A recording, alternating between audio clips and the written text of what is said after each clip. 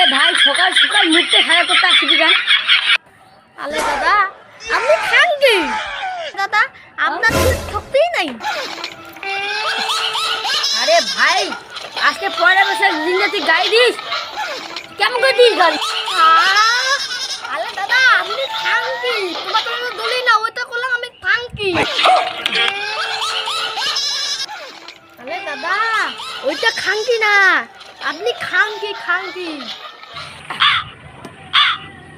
খান কি? भारी मिस्टेक हो गया सर। খান কি? খান কি?